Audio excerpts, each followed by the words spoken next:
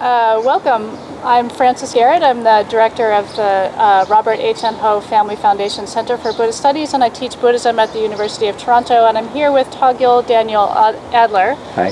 who has taught us a practice called Hara breathing therapy. And we're now going to talk to him a bit about the background of the practice, his own background, some of the benefits of the practice, and some side effects or precautions that we want to take as we learn this practice. Great.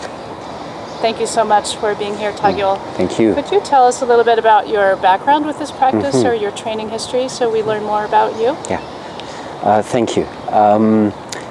I found out about Hara breathing therapy when I started my studies in Zen Shiatsu and my training in Zen Shiatsu. So that was in 1999, and I went to a traditional dojo. Most people think of a dojo as a martial arts place. This was a dojo for healing arts. And the teacher there taught a very practical and rigorous form of training for shiatsu, specifically Zen shiatsu. And as part of that, one had to learn to develop one's stamina and one's ki, not just one's physical stamina, but one's energetic stamina, because that's very important for being able to facilitate a treatment. Not just a physical bodywork treatment, but any kind of therapeutic relationship. You have to be able to have your own ki, not have that depleted by the person you're working with, and to hold a boundary around yourself, as well as then to replenish your ki so that you can not burn out. So this was a very core part of the training that I received, and of that, Hara breathing therapy was central to that. Because this concept, and it's not new to just Japanese philosophy or approach to life. Many traditional cultures work around this area as being the central place of power in the body, in terms of ability to generate both physical force but energetic force as well. We understand it most in martial arts, but I would imagine that any modern sports expert would say that this area is central. So we did a lot of Hara breathing therapy and practice to develop this ability to work from this area and just make one's body-mind power come from here more than just from a reactive source here, and to get completely out of the heads up here. So you work from this area here. And I found that that's been critical for my work as a Zen Shiatsu therapist, as an acupuncturist. I trained with my teacher. His name is Adler, and I've trained with him for 20 years now. But we did this very rigorously in the beginning, to the point that now I don't think about it in terms of my daily life. I'm always breathing from here, and if I'm not, I'm very aware very quickly that I'm not, and that something is out of balance. And so, having done the practice for a long enough time, I'm able to now get that space, I'm off balance, and come back to that center of balance, so that hopefully I act a bit better than I would normally if I was just reacting to a situation. Can you give me an example of when you notice yourself to be off balance? What kinds of situations are they? So when I was starting out as a practitioner and a novice therapist, I would notice very much in treatments. I would leave treatments, finish with the patient, and then I would leave feeling wrong, either very hyper or fatigued, or unhappy somehow, physically achy. And that was a sign, because I hadn't been feeling that before, that something was amiss. Somehow the treatment, I had overcommitted myself in the treatment. And so it's not about your muscles being tired from working on someone, but it's more like you're emoting, or you're having some kind of psychological, emotional relationship with the client, and that is draining you or empowering you. I would say it's both. It's physical and emotional. The beautiful thing about these older, and in this case I'm focusing on the Asian practices and the traditions that come from that part of the world, is that it's not just emotional or mental or physical. We look at it as the human being is one, and we just call that ki. and different manifestations and levels of the ki. So yes, sometimes I'd be emotionally mixed up, but sometimes I'd be physically drained. Either which way, it was my ki, my life force in a sense, energy, which had been disrupted somehow. And the Hara breathing practice, because I practiced so consistently, helped me start to discern when this was happening, to the point that now I'm working with a person, and it's very rare that that will ever happen. But if it does happen, I'm aware very quickly I'm off, and I have to focus here again and reassert my boundary, if you like. On a more practical level now, I have 3 small children, and you think you're very zen and very focused, and then you have children and you find out that you know nothing. Yeah. But the breathing practice has certainly helped me keep to stay calm. Yeah. I would not like to think what I would be like if I didn't have these practices. Yeah. I would be a much more reactive kind of a person, as we have 3 children with their own agendas running around difficult. and pushing your buttons. So it's been very helpful in every aspect of my life. It's not just for treatment. I found it's helped it's made me a better therapist, but I think it's made me a more functional person. Great. So that's some of the benefits of the practice. Can you say a bit more about other benefits that you've had or that you know of other people having had? So me personally, more vigor, more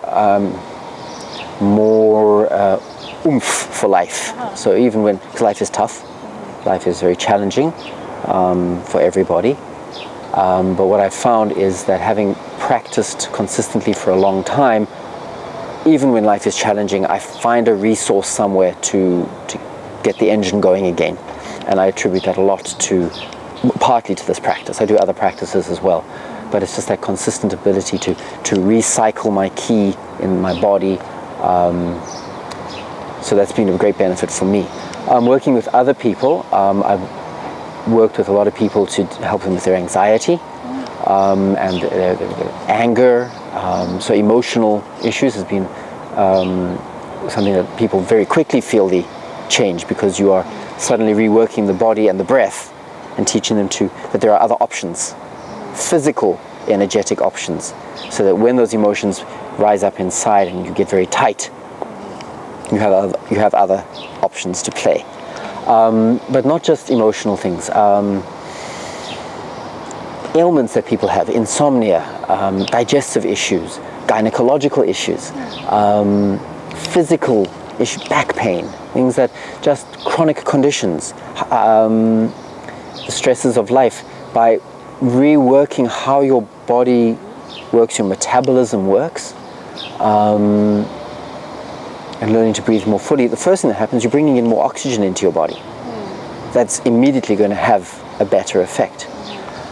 So many chronic ailments can be helped with regular practice.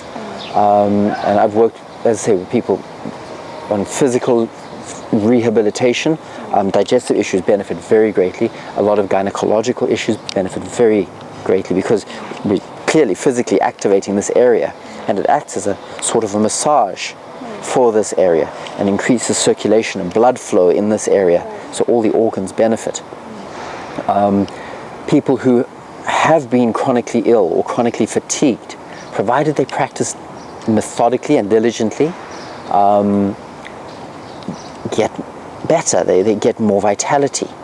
So I've worked with a lot of people who are chronically ill, and I've seen a lot of people reverse.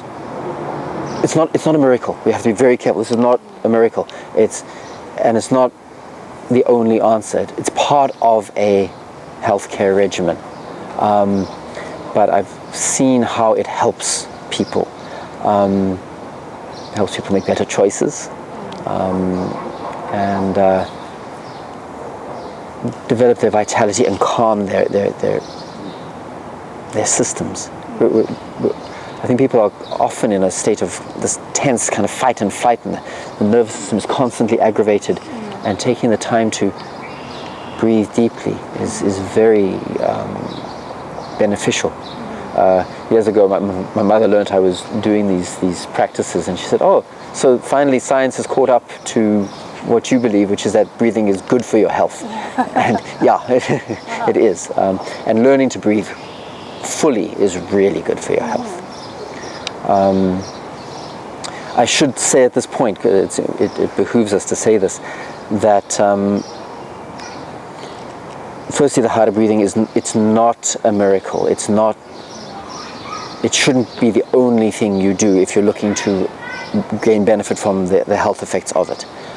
If you are chronically ill, you need to be very cautious, especially to practice diligently. And it's important to find a good teacher who can help you do that methodically, because you can otherwise burn yourself out, and that's and worsen the problems that you're experiencing. So practice must be methodical and diligent and graduated gently. Practice engaged on a whim will have negative effects and can actually worsen some of the conditions you're hoping to benefit from. The most glaring one of those is people who have heart problems or hypertension, high blood pressure. If they're going to suddenly jump in and do some of the more advanced practices without having learned to slowly breathe in and regulate the breath without all the holds and things like that, that can actually worsen the problem and can send a person into a real health crisis. So what are some warning signs that a person might look out for if their practice is not going well? Right. So there's some which are just incidental to starting up a new practice, and there are some which, if they don't go away, you need to seek help. Dizziness. First time one engages in breathing, one will likely get dizzy because you're suddenly bringing in a huge amount of oxygen into your body. With diligent practice, that will subside. You'll feel funny sensations in your body. Your heart might pound. Your muscles might ache. Again, with diligent practice and methodical training, those should subside. You'll feel an increase, perhaps your intestines will rumble. Well, think about what you're doing for a second. You're expanding and contracting the intestinal lower abdomen. Right. So of course they're going to rumble. It's like stretching them out. And so that's incidental. You might get irritable, or we talk in the literature about how your meals might be tasteless.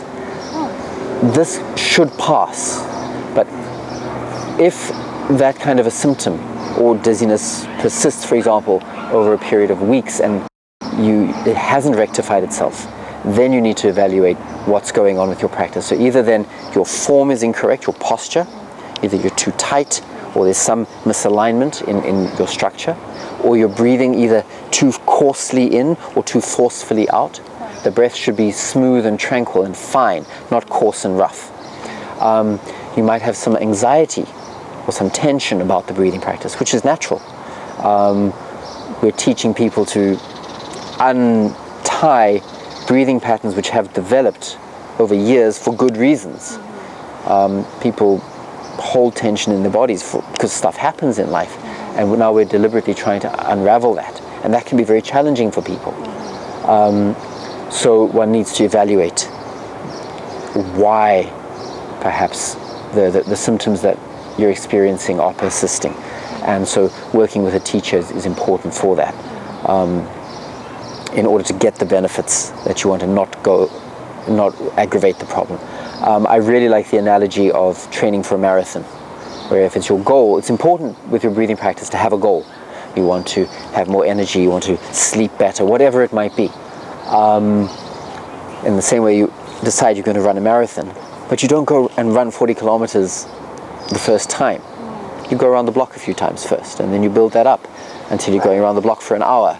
Yeah, and you learn proper technique in running so that you don't injure yourself. And it's exactly the same. And often you need a teacher to do that because you might not know. Yeah, exactly. And you would go to the running room or whatever and find a running expert. Right, so you know. Because otherwise you develop shin splints and joint pain and you give up. And you get discouraged. So having that coach, if you like, is important. You had asked about people who benefit from this practice, and In fact, one of the areas where my teacher and I are working very much at the moment, and where I think this kind of a training is so important, is I think we're in a healthcare crisis. Well, I think we know we're in a healthcare crisis at the moment, and especially the frontline workers. I think very much about paramedics, EMTs, fire people, like firework. What do we call them? We can't call them firemen. They're women as well. Fire persons. Thank you. Nurses, social workers, PSWs. These are people who are constantly engaging with trauma, and really in your face trauma. Yeah. Doctors too. And don't have the training to not internalize that. So they either shut it off, that very cold, aloof demeanor, but we're human and we're organic, so it's going to affect you. I mean, some of the stuff they see, how can that not affect you? And yet you have to work. And so we're in this terrible situation now where PTSD is so prominent. It's because these people are burnt out and wiped out. And yet they're talented workers. Yeah, and we don't learn the skills to manage that. Exactly. Even those people who are professionals in that sort of environment, they themselves often don't know how to manage that kind of stress. Yeah. I work with trauma every day in my shiatsu practice. It's not that overt, 911 call trauma, but it's in the bodies. And I'm working with that all the time. Body workers are working with it all the time. Right. And even massage therapists, they're not trained to the way I feel so grateful to have been trained, where it was about holding a boundary and separating. And this breathing practice helps with that so much. So that then, yes, you've got the patient who is in a difficult, or you've been called to a 911, or somebody's come into your workplace and they're in real crisis. And how do you have a friend who's in crisis? You have a friend in crisis. Or a family member. Yeah. And how do you not cut yourself off from being in the situation, but at the same time being of service, functionally of service, and not taking that on yourself. Right. And so it's hard not to be triggered yourself and then respond reactively or to run away or something. So this training from here, as opposed to reacting from here, which is what most of us do. I know for myself, this was always an operating area first. It's not that we cut this off. We want this to be open, of course. I mean, in Buddhism, I'm not an educated Buddhist by any means, but I'm a practicing Buddhist. We want the heart to be open. We want a compassionate heart. But we don't want to be run over and mowed over, so we're not of use to ourselves or anybody else. So that's why we train here first. It's important not to just train this, because we have the 3 centers, 1, 2, and 3. This one's generally okay. This is where the problem comes. But if we just train here, this becomes survival and very coarse and rough. So a lot of martial arts training happens here because you're fighting. It has to transform, and the heart has to open up as well. We want both. But we don't want this to be shut down.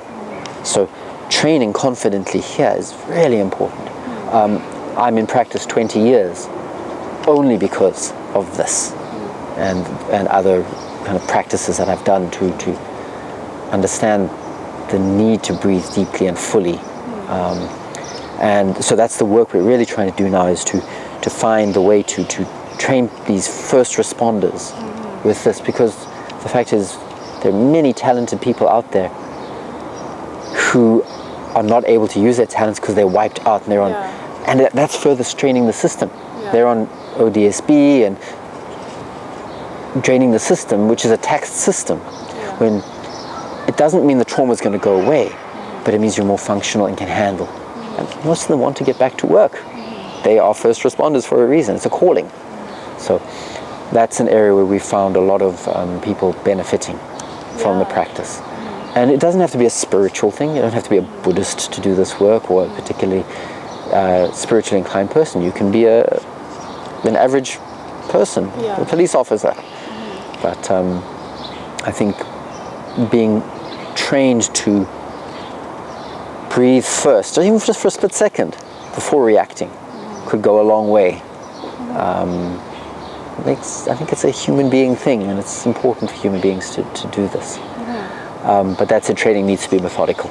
Yeah, so you, so for a person who's new to this tradition, you say that you have been doing it for so long, so automatically, if you're in a situation that's challenging, you'll automatically start breathing that way. But suppose for a newcomer like me, I should be doing the practices that you've taught us kind of on a regular basis, and then the idea is over time that'll become naturalized in my body, and then I'll instantly be able to activate that response when I need to.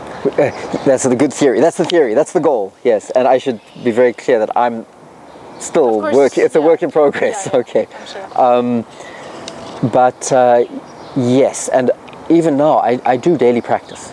Even at this point, if it's just 5 to 10 minutes, just standing quietly or sitting quietly, focusing, following my breath. That's very important. But at the beginning, it's very important to set aside time. It would be like anything. If you want to get the benefits from going to the gym, you have to go to the gym at 2 or 3 times a week and make that part of your schedule.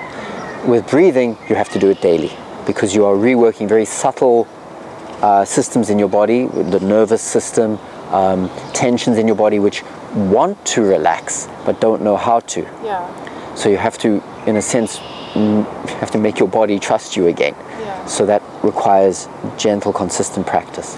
But yes, the theory is that then we talk about 100 days practice is really important for starting out, where you do basically 3 months, 100 days. It's a little over 3 months of daily practice to then ingrain a new habit into your body. And from there, something really starts to shift. If in our curriculum that we've laid out here, a person were to take that 100 days and maybe for the first 20 days, just do the preparatory breathing. And then for another 20 days, do less preparatory breathing and purification breath. And then for another 20 days, do purification breath and steps 1 to 7 in steps, and then for the final remaining days do maybe purification breath 1 to 7 in steps and 1 to 7 direct. By the end of that 100 days, something's going to be very different in that person's life. We also say that if you skip one of those days, you start again from 0, but it doesn't matter because you were going to start again anyway, so you just keep going. You don't get upset with yourself about falling off. You just start again from where you are. It's not about, you don't get a medal at the end of it. You give yourself the medal. So the 100 days is it took me 3 tries to get 100 days when I first started out. It's hard. It's hard to get 100 days. But really, the 100 days is an inspiration. It's not a goal. And when you get it, you feel good. But then you do another 100 days. So it just becomes a daily thing. But the effects are quite profound. I've noticed, both for myself, but also for people I've worked with. It's so lovely. I won't see people for years, and then they'll bump into them, or they'll say, "Oh, I still do the breathing practices," great. And they help me every day. And that's really great to hear. Oh, they feel more vital. A lot of people, I've had people say that, and I'll be very cautious what I'm about to say here, that they have been able to reduce the amount of medications they're taking. It's not that you should never cut out medications without talking with your doctor. But the fact that in that conversation something happened and they felt stronger to then go and say, okay, I don't need to take as much Tylenol every time I have pain. I can breathe through this pain now. That's amazing. That you can actually, instead of having to take a medication, you've gotten to the point in your practice where your inner strength is enough that, okay, I can handle this. I can breathe through it and start to circulate the ki in my body, what we call the ki, enough to get through that crisis. That's great. Yeah. Also, though, physiological changes occur to the body with that kind of practice regularly. Absolutely. So everyone's helped with change. Yeah, I mean, that's been one of the big revelations I've seen, is actually how pliable our bodies are, and the amazing things we can actually do for our health, if you want. It's a choice at that point, and if we choose to take advantage of this, it's really quite amazing. I think it's a bit of a human right. It is the practice. This particular system comes out of Japan, and it's not I mean, in some ways it's uniquely Japanese, but you clearly don't have to be Japanese to do this system. You don't even have to be Asian. It's a human being. I think we're living in a world now where we're finally starting to realize it's a human being problem, and we have human being solutions no matter where we come from, and we have to draw from wherever the solutions come from. The practices of East Asia, the Far East, happen to be very strong. These strong traditions have come to us, and we should use them. And I'm using them, and I feel very grateful to have stumbled onto them. Yeah. And it's really great to be able to pass them on.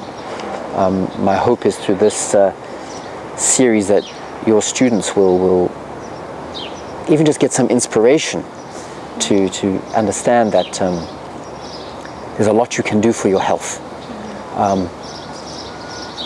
Beyond,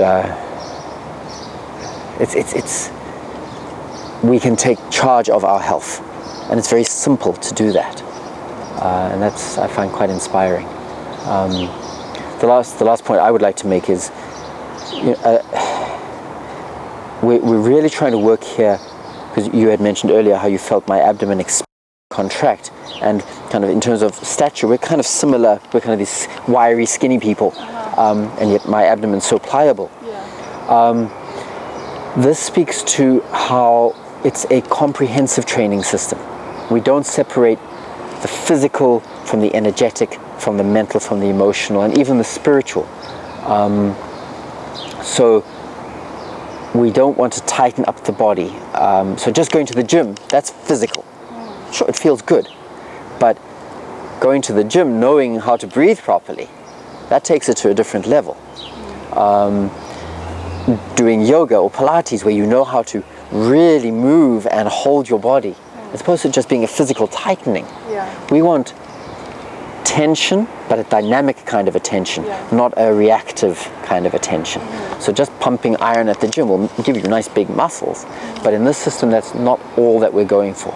We're going for a suppleness, a litheness, which is a different thing. Yeah, so I was asking you then about the fascia or the muscles, like what it is that I need to work on in the abdomen to make my tummy go out like that. It's all of it. Yeah. I've started to think about it as one tissue unit, one set of tissues of just different densities, and that they can be moved in a concert. So from the lower tanden, between the pubic bone and the belly button, here roughly where my fold is, and inside the body cavity is this area which can be activated to open and close, and in so doing it activates all of the tissues around it, whether those are intestines, organs, fascia, tendons. They can all be expanded and contracted in a concert, like a net of movement. And I could feel your tummy as it came out. It did feel very soft, but also strong. Yes. That was interesting. Whereas mine feels kind of hard.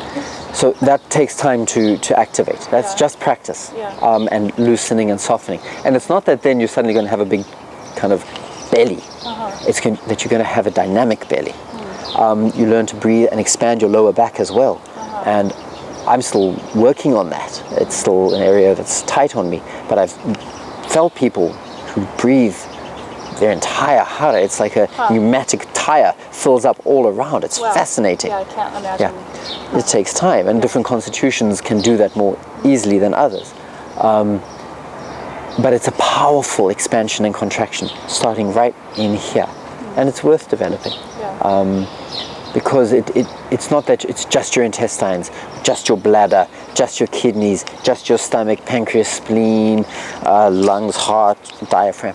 It's the whole unit that we're wanting to expand and contract as a concert. It's an integrated unit.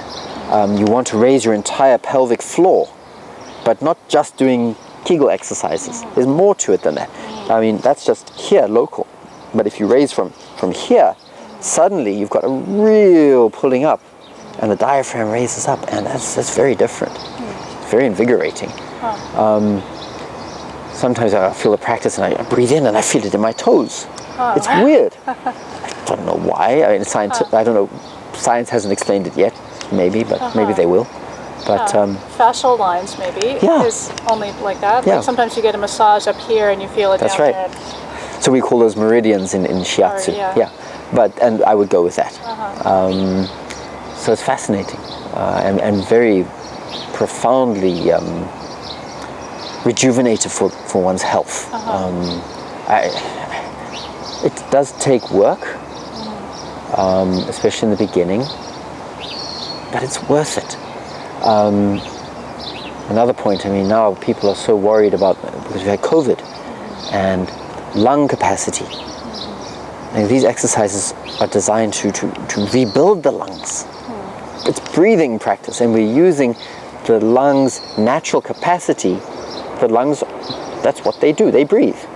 That's what lungs are for. So we are using them to heal them, using their actual function and increase to make them stronger, which in turn then has profound effect on our metabolism, our immunity. It's not that you won't get sick, but you'll have much more vigor. And so if you do get sick, ideally you have more vigor to fight and to deal with that. So I think it's a real treasure for people. It's not, we should be clear, it's not meditation practice. That's a different practice. It certainly helps meditation practice though. You don't have to do meditation to do breathing practice. Like I said, you can just be a bus driver and do breathing practice. But it's not just physical practice either. But I think it's a real treasure. How does it compare to all the many other kinds of breathwork practices that there are, such as in yoga or holotropic breathwork or all of these other traditions? How would you compare it?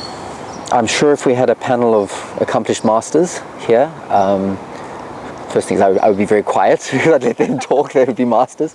But I think we would be able to find that there's a lot of overlap, firstly. I think they would all agree that the breathwork has to start from down here first. And then as the systems evolve, you start working in different variations, moving breath in different ways and holding the body in different ways. But I think they would all agree that everything starts down here in some form or another. The beauty I find about this system is, back up a second. There's a lot of what they call Qigong practices. Qi is the Chinese word version of Ki, which is the Japanese version of the Indian version, Sanskrit version of prana. It's life force energy. Qigong is Qi work. There are a lot of Qigong systems, some of which focus more with organs, some of which focus with different practices, and some of which require a lot of mental visualization. What I find is the real advantage of this system, and no system is better, as long as it's taught well and practiced methodically and is not causing any harm to the person, no system is better. What I have, the appeal to me in this Hara breathing therapy system is that A, it's very directly therapeutic, and B, it bridges the physical energetic. It doesn't require a lot of visualization and mental imagination. Later on, as if one progresses in the system and decides to go more, we bring in the mind intent more. But certainly in the beginning, you're very much working with your hands on your body, feeling, focusing, activating the physical body to develop this. It's a very physical sensation, which keeps people very grounded. So it doesn't become some esoteric thing. And a lot of, sadly, what's happened with traditional practices is they've become, because of what's happened to the traditional practices, esoteric stuff has become woo-woo. I think that's the current word these days. And so it has lost its, people roll their eyes. And that should not be how it is. These are very profound practices if they're taught well by people who are well trained. The beauty of this system is there's not a lot of room to go there very quickly. It's not about, I imagine the chi coming into my body. No, it's breathe here and stay here and breathe and feel your diaphragm moving, feel your abdomen contracting, feel the posture as it's uncomfortable, build that softness in your body. So it keeps you very much, stay with the count, stay with the breath. it's hard enough to just do that and modify your breath to a specific count. You don't have to bring in all, it doesn't become a mental game. And that's why I really like this system. It then creates a really strong foundation if one is inclined to go into that realm. I'm not a very well-versed person in that realm. I'm a more practical person for this. But that's why I really like this system. But there's a lot of overlap. As I say, I'm sure if we had a master yogi here and some other breathing therapists here, they would say, yeah, there's a lot similar here. Sounds like a strong foundation for any other practice. And just then to say, it's not the only practice, it's not the correct practice, but it should be practiced correctly. There's one consideration, which is, people will watch us doing the videos and see the practices, and they might go, oh, I don't look like that, I don't have that body, can I do this? There might be people in your class who are in a wheelchair or who are heavier set, and people think, I can't do that practice, or maybe they don't have an arm. All these practices can be adapted and modified to work for anybody. It's about breathing ultimately. It's the postures train certain things and they all have their purpose, but all of those can be adapted with a bit of help. So people should not be discouraged. I said this earlier, this is a human treasure and it's for all humans. If a person is bedridden, they can still learn to do this. If a person is very ill and doesn't have a lot of ki, with help and proper guidance, they can still learn to do this. If a person is in a wheelchair, they can be taught to do this. If a person is heavy set or overweight, all the more reason to do this and to learn to do this, because it increases metabolism through practice. So absolutely, people with long-term ailments can learn to do this and should learn to do this. So it's a practice for everyone.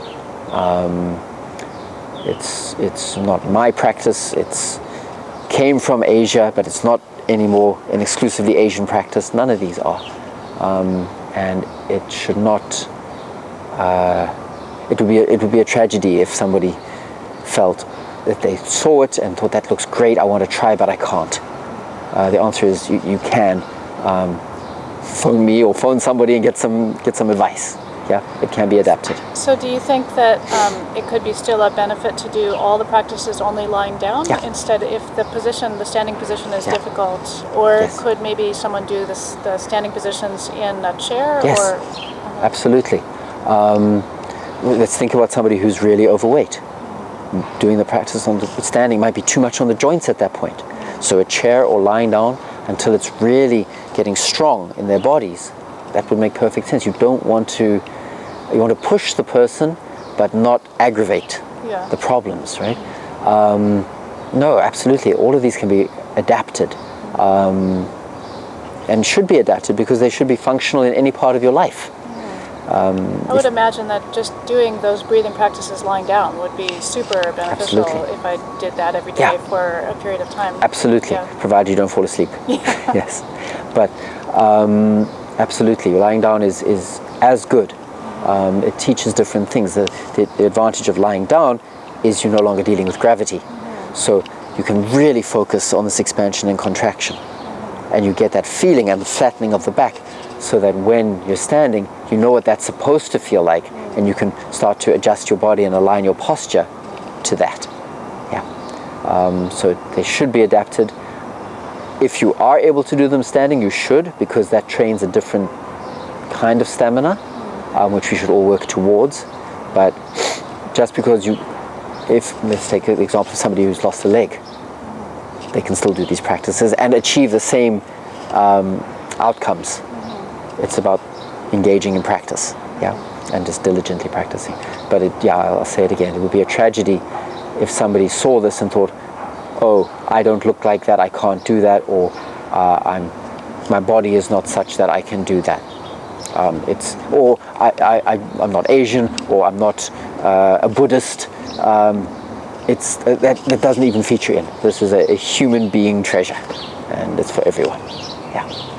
Well, thank you so much thank for you. all of your information and for Thank teaching you. us this practice. It's really a benefit. I'm very grateful to have met you and to be able to learn Thank you a bit so about much. this practice. Thank you for the time and the opportunity. Thank you, Francis.